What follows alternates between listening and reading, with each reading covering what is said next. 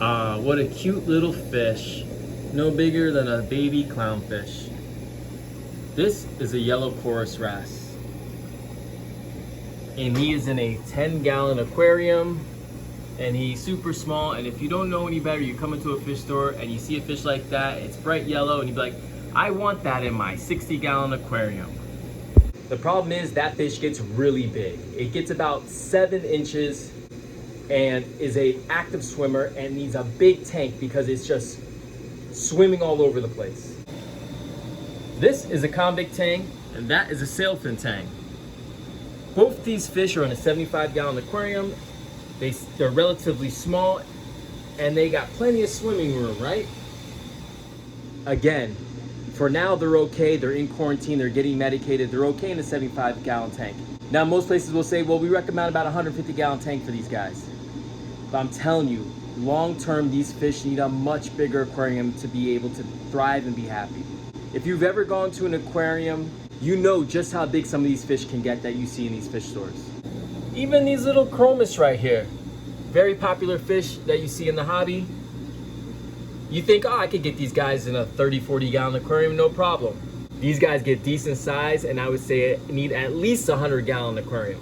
I guess the point I'm trying to make is, you have to be very careful which fish you buy because they can quickly outgrow even the biggest tank most residential homes can take. Which brings me to the reason why I'm making this video. We had a customer that bought a little green chorus wrasse, just like that one you saw at the beginning of the video.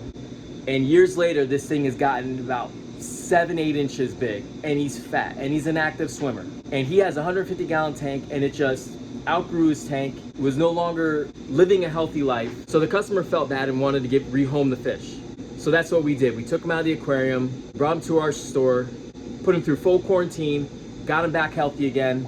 And luckily we have a customer of ours who has a really, really big tank, 2,000-gallon aquarium, and that's where I'll be taking him right now. This won't be the first fish that we've brought to him. We've brought other fish in the past, and they've just been doing great. So I'm gonna go ahead and pack up the truck right now, and I'll see you guys at the customer's aquarium where I can show you all the fish that we have rehomed, and luckily we have this 2,000-gallon tank to take them to. All right, so here I am at the customer's house now, and let me show you the fish that we're gonna put in this tank today. We have ourselves a really big green chorus wrasse. Take a look at him right here. He is probably about 6 inches long, although he doesn't show up well on camera. Beautiful color, that bright green, really awesome fish. He was in a 150-gallon tank before, and he just got way too big for it. He started kind of showing signs of, I know it sounds weird, but like depression, wasn't eating, wasn't moving around a lot. We took him to our shop. We got him all medicated and healed up. And he definitely has made a huge turnaround. He's starting to be a lot more lively. We spoiled him while he was at the shop, but it is time for his forever home.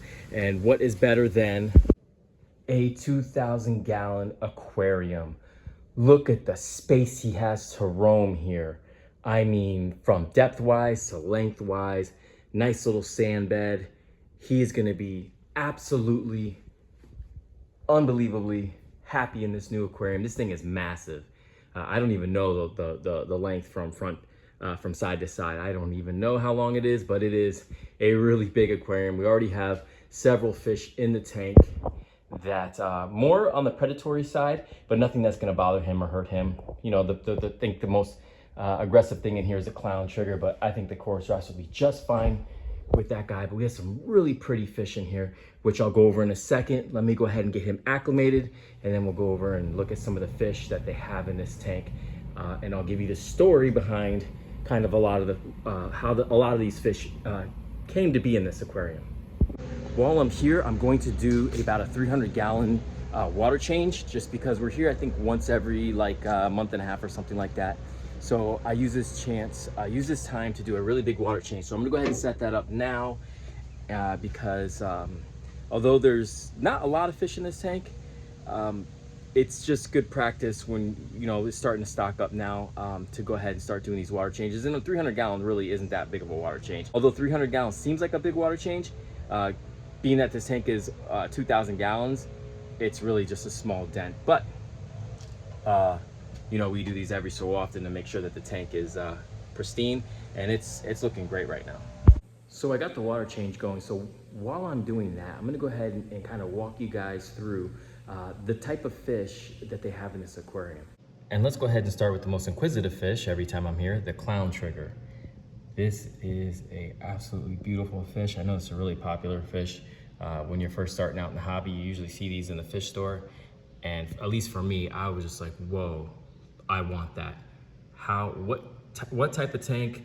What do I need to do to get a fish like this? And a lot of times you see them, you know, really super small, a couple inches maybe, but they do get big and they are really aggressive. And I still love them. I hope to one day be able to own one of them, but once I have the proper aquarium. We see a powder blue tang there, and a little clownfish there, tomato clown. So we have some ocellaris and some tomatoes, and I think we even have perculas in here too. If we look into this little fake coral setup, there's a fox face hiding in there. Everybody wants to act real shy right now. Fortunately, when I'm here, everybody likes to hide. We have, oh look, we have another wrasse over here, and oh no, that's not a wrasse, sorry. That is a Cuban hogfish, right? Is it Cuban or Spanish? Cuban hogfish. And then up here, we have an angelfish. We have a blue angelfish. Look at the size of this thing. Now, this blue angel and that Achilles that you just saw right over there were both in a customer's aquarium, a previous customer's aquarium. And they were really well taken care of. I mean, as you can see, they're big, they're healthy for years and years and years, and they were doing great. But the customer realized that they needed a bigger tank and that they outgrew his existing aquarium. So he made the right call, he made the right move, and he gave them to us to rehome. And that's what we did. We rehomed them in this huge 2,000-gallon aquarium. And good on that customer for being able to donate these fish, because this is a much better size aquarium for them to be in. But they were really well taken care of, so it's our responsibility to make sure that they stay well taken care of. And by the looks of it, look at him. That's a happy fish right there. Good weight on him, looking great. The Achilles, same thing. The Achilles actually like tripled in size. The thing has just gotten huge. Well, like I said, we have the clownfish over here. The Achilles is gonna come say hi again. Powder blue. Oh, then over here we have some more angelfish. I think there's a Quran or emperor angel down there somewhere. And then what is that? Blue hippo tang. Everybody's hiding. We have another, I think a snowflake eel in here, who's coming to say hi to us right now, the other eel. So I believe there's just two eels in here. Probably think he's gonna get fed. That's why he's popping out his head. A damsel, believe it or not. We have just your basic damsel also in here. Now there is no real coral in here. It's all fake coral, but it provides still really good home for these fish. And this is a good tank to be able to rehome fish in, because there is not that worry about, like, you know, we can't put a puffer in here, we can't put a clown trig in here because we're worried about them eating coral or whatnot. So I don't mind the fake coral I don't mind the fake coral because of that. And I mean, this is a pretty big piece, and there's plenty of places for them to kind of hide out and hang out. So it still provides plenty of cover for the fish. And there's 3 separate islands, so they have plenty of territory where they can kind of feel comfortable and kind of get away from each other and give each other space, and each fish can carve out their own territory. Also, within this little grouping of fake corals, there's a rabbitfish, a sailfin tang. I don't know if it's a Disjardini or not, but that's in here as well. Everybody's kind of stressed out right now because I am doing a water change. It is a Disjardini, so if we look right there, there's the other sailfin tang. We have a bicolor angelfish over here hiding out.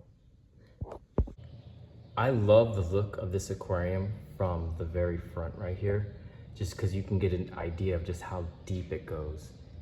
And it brings me great satisfaction to know that all these fish that were in smaller aquariums or in bad condition or outgrew their old aquariums are able to be in this tank and find a new home.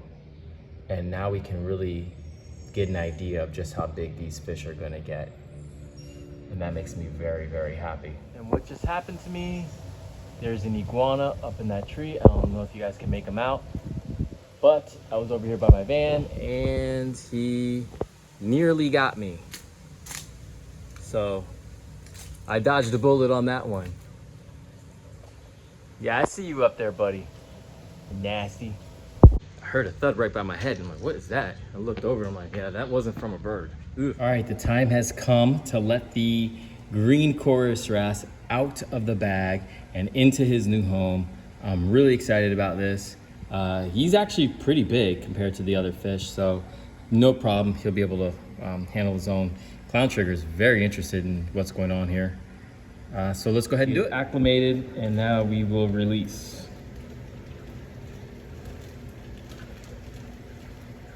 There we go. Off to the new home. The acclimation took a little bit longer than I was hoping, but I got busy trying to clean, but I should be good to go. I would not be surprised if he buried himself right away. He seems a bit spooked, probably stressed out, but that is okay. I think the best thing for him to do would be to bury himself so he could kind of rest up and get acclimated to his surroundings. He's up and about now, moving around. It's been a couple of minutes. He's got a lot of territory to explore. This is pretty cool. And he's gonna adjust really quickly and really fast. All right, bud. Well, it's been real. He's been in our facility for, months now. You can tell he's got a little fat belly on him. So good home for him. I'm really happy for this fish. And I look forward to continuing to rehoming any fish that, needs a bigger home into this aquarium, because I like to see fish in proper sized aquariums. Really see now that I'm far away from the tank just how many fish are in this aquarium, and there's tons more room to add more fish if need be. But I like the theme of keeping this tank all rescue fish. All right, so our job is done here. Thank you guys so much for watching. If you have any questions or comments, please, put it down below. I always try to respond to each every comment that I see. I'm really happy for these fish, and really fortunate that we have a tank we can put them into. So thank you guys so much for watching. See you in the next one.